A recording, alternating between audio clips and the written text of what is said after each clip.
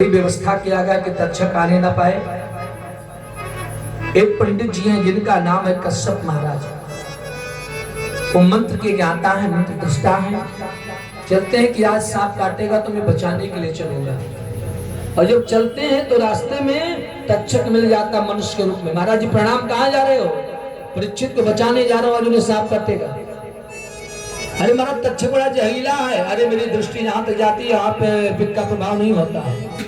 तक्षक ने कहा मैं ही तक्षक हूँ, तो हमारा तो अब तुम्हारा प्रयोग हो जाए, जो जीतेगा वो जाएगा। एक पीपल का पेड़ था हरा भरा, फूंक मारा, वो पेड़ जल के राख।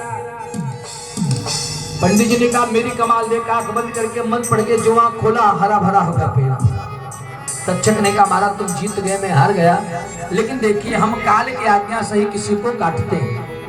अगर आप जाएंगे तो एक बात मान लीजिए कि एक ब्राह्मण का श्राप झूठा होगा, पहली बात। दूसरी बात, सुखदेव जी ने परीक्षित को जो अमर कथा सुना दी है, मोक्ष उससे उसकी मिलेगी। आप उसे जीवन तो दे सकते हो, लेकिन मोक्ष उसके घाटा करेंगे आप। जब ये बात सुना कि सुखदेव जैसे परमहंस ने उसके मोक्ष की व्यवस्था की है, उचित नहीं है। काल की आज्ञा मान करके ब्राह्मण देवता वहीं से लौट पड़ते हैं। तक्षक जाता है, सुत जी कहते हैं मालिन आई है, पुष्पहार लेकर के ये भौरा बनकर उसी में बैठ जाता है, और जैसे माला गले में डालते तो नाक में डंक मारा, क्योंकि इन्हें कथा सुनते समय संशय हो गया था।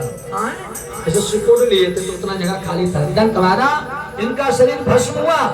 ब्रह्मा जी देख रहे हैं, परीक्षित की आत्मा निकल करके भू भुआ स्व महाजना तप ब्रह्मलोक पार करके जब ब्रह्मा के आगे से निकली, कहा अरे हमसे आगे परीक्षित जा रहा है।